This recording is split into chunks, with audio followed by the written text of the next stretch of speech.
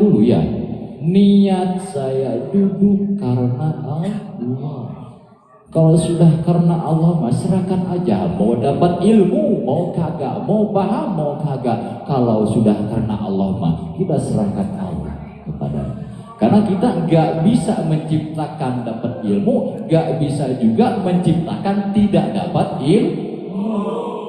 Nyata kita ini la haula wala quwwata. Maka dengan adanya kita duduk di sini ini jadikan sebagai bentuk makom syukur. Apakah bukan nikmat kita bisa berjumpa di sini, bisa duduk di sini? Nikmat bukan?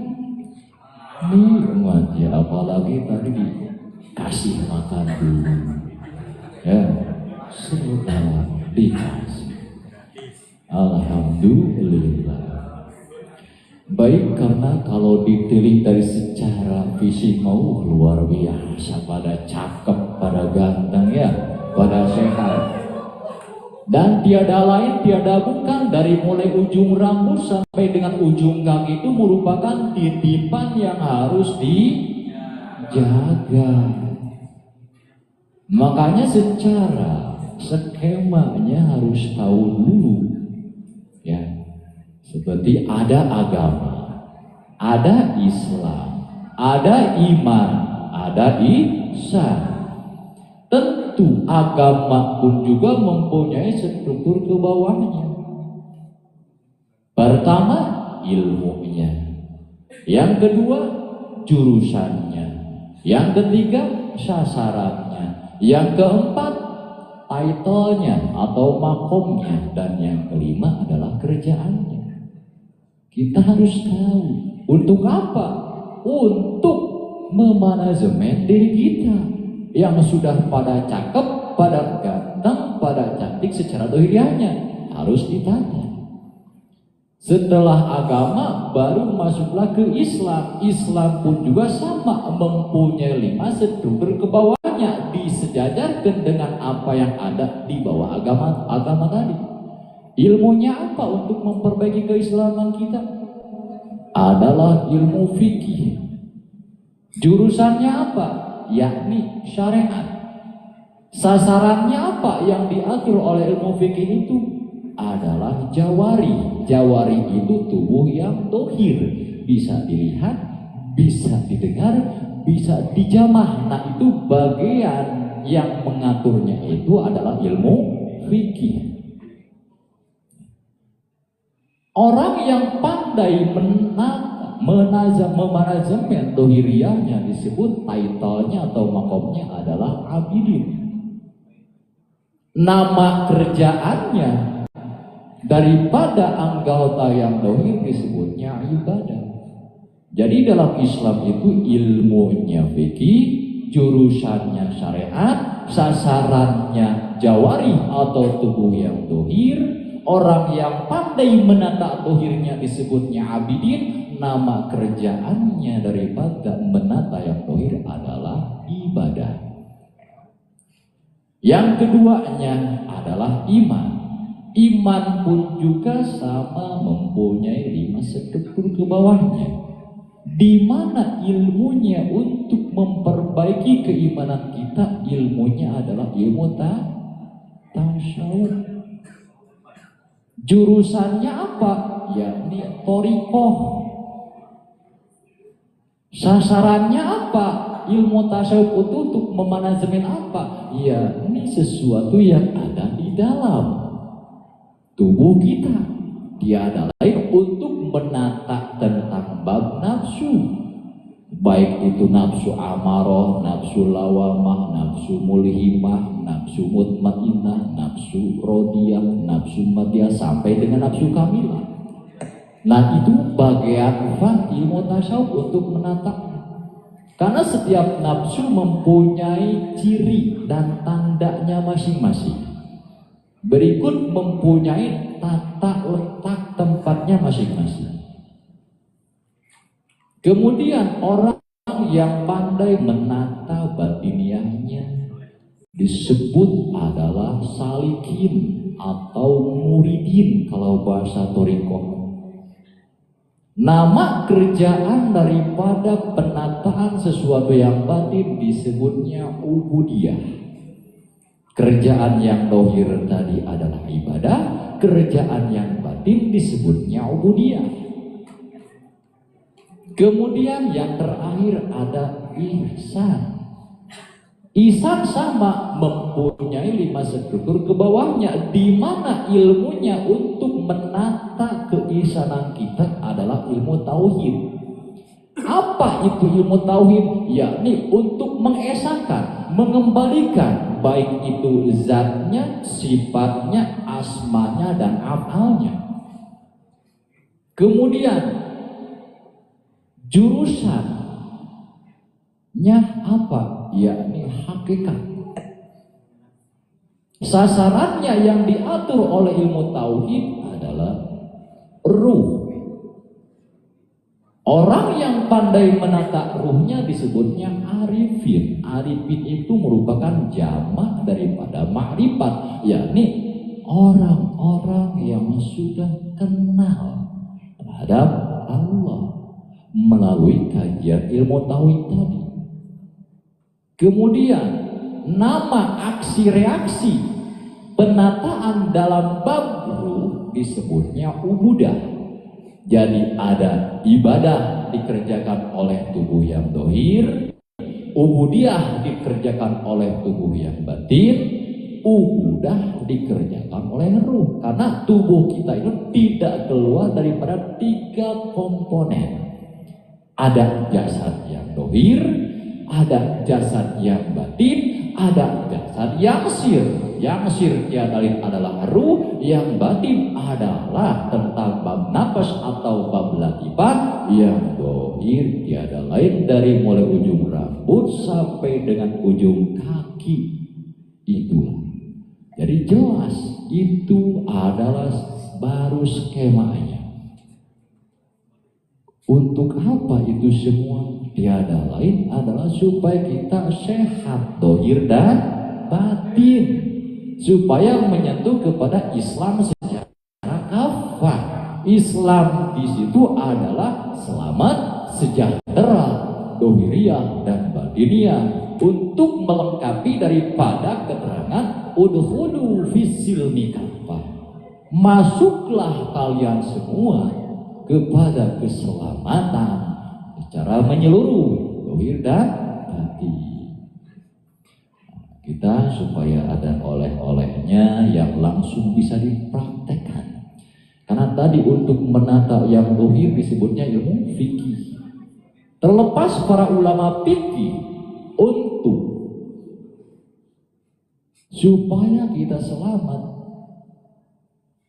berawalnya daripada bab toharoh. Apa artinya toharoh? Adalah membersihkan kotoran-kotoran najis. Karena kita semua pasti bersinggungan dengan yang namanya najis. Ada gak di sini yang sehari saja tidak mengeluarkan najis? Tidak ada kan? Nah, makanya para ulama fikih itu memberikan suatu cara bagaimana cara untuk membersihkan kotoran itu. Contoh tentang bersuci daripada air seni. Harus pandai disertai dengan ilmunya, karena wakuluman berilmu yamul amalu maduratun baru. Barang siapa beribadah tidak disertai dengan ilmunya, maka ibadahnya itu mardudatun, ditolak, tidak diterima. Dalam arti ditolak tidak diterima itu akan ada feedback ke dalam diri kita, sebuah penyakit yang penyakit itu susah disembuhkan. Karena kita tadi sudah jelas punya jasad yang harus dijaga. Makanya di dalam rukun Islam itu ada yang namanya sholat setelah salat. Fungsinya sholat itu tuh apa? Tidak semata-mata hukum mewajibkan itu sholat kalau feedbacknya tidak ada kemanfaatan untuk diri. Jadi sholat itu adalah tiada lain untuk mengsehatkan jasad kita, ucapan kita, dan rasa kita. Makanya ada rukun fi'li berkaitan dengan olahraga, rukun qauli berkaitan dengan olah mulut, rukun qalbi berkaitan dengan olah rasa. Jadi olahraga, olah mulut, dan olah rasa. Makanya dalam kalimat bahasa Sunda kan ada penjelasan rasa, ucap, lapah. Kalau sehat rasa, ucap, dan lapahnya, tentu kita akan mudah menjaga amanah tubuh kita, baik yang zahir maupun yang batin. Namun tidak termasuk sholat kalau kita tidak bersuci dahulu. Karena yang namanya sholat itu mempunyai syarat dan rukunnya. Di antara syaratnya adalah harus suci badannya, suci pakaiannya, dan suci tempatnya daripada kotoran seperti najis. Maka dari itu harus betul dulu tentang bab bersucinya. Bagaimana caranya bersuci setelah buang air seni? Ada tata caranya. Jangan sampai ketika kita udah buang air seni, kita menganggapnya sudah keluar, padahal ketika kaki melangkah ada najis yang keluar tidak terasa. Apakah sah sholatnya kalau begitu? Secara fikih ya tidak sah, karena syarat sah sholat harus suci badannya dan pakaiannya daripada najis. Makanya sampai telitinya tentang bab itu, bila mana merajuk kepada Imam Al-Ghazali, perspektif Imam Al-Ghazali ketika sedang bersuci maka harus didehemkan. 3 kali. Supaya apa itu? Supaya kotoran yang sudah keluar daripada kantong kemih, yang sudah masuk ke saluran bisa terdorong.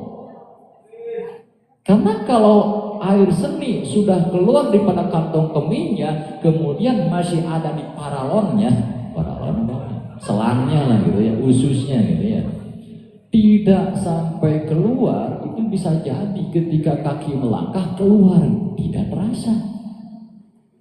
Ya, makanya kalau laki-laki harus agak digoyang-goyang dulu pantatnya. Itu kayak pengajaran porno, tapi bukan. Itu padahal hadis juga. Saking apa? Saking menjaganya supaya kita tidak membawa najasa ketika sholat, gitu ya. Itu secara bab fikihnya. Kemudian secara bab tasawufnya, untuk mensucikan batiniahnya atau istinja, tadi toharoh tentang bab dohir oleh air, yang keduanya toharoh secara batin atau istinja, ini peranan tasawuf. Bagaimana caranya? Aktifkan batiniah itu ketika secara tohir anunya sedang dibasuh, maka secara batin, ya Allah, ampunilah sifat kemaluanku ini. Terus minta ampunan di situ. Nah, itu secara tasawufnya. Jadi secara fikihnya dibasuh oleh air, secara tasawufnya dibasuh oleh taubat. Jadi dohiriyah dan batiniahnya tersucikan. Udah ceritanya beres tentang bab bersuci. Harus tahu itu, karena kita setiap hari pasti selalu bersinggungan dengan yang namanya najasa. Kemudian wudu. Karena la syahata sholat illa bil wudu. Tidak sah sholat terkecuali diawali dengan wudu. Sementara wudu punya rukun juga. Rukunnya diantaranya harus ada air. Airnya itu air yang mutlak. Mutlak itu suci dan bisa dipakai untuk bersuci, karena air itu beraneka ragam jenis. Ada air mutlak, air mustakmal, air musyammas, air mukhalid, air mujawib, dan lain sebagainya. Pada intinya airnya harus yang mutlak. Mutlak itu suci dan bisa dipakai untuk bersuci. Apa gunanya itu air? Kok harus yang mutlak? Karena sifat air itu akan bisa menetralisir kotoran-kotoran yang ada di dalam batinnya kita. Hadisnya jelas, ma jam-jama illa ma syuribalahu. Air akan menjadikan obat sesuai dengan apa yang kita niatkan. Makanya yang berhasil mendeteksi tentang wab air ada yang namanya Masaru Emoto. Padahal beliau itu agamanya bukan Muslim, tapi dari Shinto. Tapi dengan gigi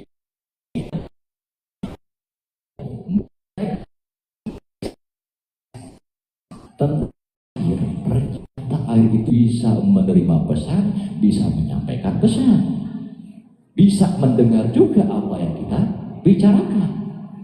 Padahal di situ hadis sudah jelas, mazam-zama illa masyuribalahu. Air akan menjadi obat penyembuh sesuai dengan apa yang kita bacakan. Jadi kenapa kita wudu itu menggunakan air kalau ada? Karena tujuannya untuk membersihkan kotoran zahir dan batin. Yang keduanya adalah membasuhkan air ke muka. Yang pertamanya niat dulu tadi, niat wudu gitu ya. Pasti sudah pada bisa ya, ini mah sekedar mengingatkan saja ya. Niat di situ adalah mutalonan dipilih ya, indah gosli awalejul. Pas air nempel di muka, pas niat di dalam hati, ya Allah, niat saya wudu untuk mengilaskan hadas kecil karenamu ya Allah. Pertama yang dibasuh muka. Kenapa muka? Karena itu wajah kita adalah untuk perkenalan sebagai manusia. Pasti yang dilihatnya muka dulu. Makanya jelas yang harus dibasuh adalah muka dulu. Secara bab fikihnya adalah harus dibasuh 1 kali. Karena dengan ikhtiyatnya para ulama dilebihkan 2 kali sampai 3 kali. Yang namanya muka dari atas tempat jadinya rambut, dari bawah dagu, dari pinggir puting kuping kiri sampai dengan kanan. Bahkan bila mana ada pelipisan ini di sudut ini sudah termasuk anggota wudhu karena batasnya itu dari ujung rambut ketika ditarik oleh benang ke kuping, maka ini termasuk keluar, ini termasuk wajah. Berarti rambut yang di sini harus terbasuh. Berarti secara fikih bila mana rambut ini panjang nilapnya ke belakang, pas wudhunya tidak terbasuh, maka tidak sah. Makanya diusahakan untuk rambut yang di sini harus pendek untuk menjaga secara bab fikih ya. Kemudian secara bab tasawufnya mau disertai dengan doa, monggo seperti Allahumma bayyin wajhi yauma tabyadu wa taswadu wujuh. Pada intinya yang namanya tasawuf itu untuk membersihkan sifat-sifat daripada apa yang ada di kedalaman wajah. Karena di situ ada mulutnya, ada hidungnya, ada pori-porinya. Di kedalam itu mempunyai sifat-sifat yang tidak bisa dilihat oleh mata yang zahir. Tapi ketika mata yang batinnya semakin tajam, maka akan terlihat nyata sifat-sifat yang ada di muka itu. Secara bab fikihnya adalah dibasuh dengan air, secara bab tasawufnya dibasuh dengan tobat. Nah, kan? Kalau nggak tahu doanya, ya minimal di dalam hati itu minta ampunan ya Allah atas kesalahan mulutku, hidungku, setiap pori-pori yang ada di muka, setiap darah yang mengalir yang ada di muka. Insya Allah tauhid dan batiniahnya yang ada di muka tersucikan. Kemudian membasuh tangan ila mirfaqaini sampai dengan sikut. Dari mulai ujung kuku sampai dengan sikut kita harus dibasuh. Namun karena ihtiyat kehati-hatiannya para ulama dilebihkan 2 jari ke atas. Gunanya supaya tidak ada yang terlewat. Bahkan bila mana ada kotoran-kotoran di bawah kuku, ya tentu harus dibasuh, harus kena air. Karena itu termasuk hal yang tohir yang harus dibasuh. Kemudian muncullah banyak pertanyaan. Bila mana suka dengan seni, ada tato misalnya ya. Tato itu kan ada dua, ada yang permanen, ada yang temporer. Kalau yang temporer adanya di luar kulit, berarti tidak sah wudunya. Karena harus sampai air datang ke kulit. Kalau yang permanen, kalau tinta yang permanen biasanya itu tintanya itu masuk ke dalam kulit di luar daging, sah kalau permanen. Itu secara bab fikihnya. Secara bab tasawufnya adalah bicara juga di dalam hati ketika tangan sedang dibasuh, ya Allah ampunilah sifat maka tanganku ini. Bisa saja tangan ini pernah zolim, pernah melakukan hal-hal yang bukan seharusnya dia lakukan. Ya, secara bab fikihnya dibasuh dengan air, secara bab tasawufnya dibasuh dengan doa.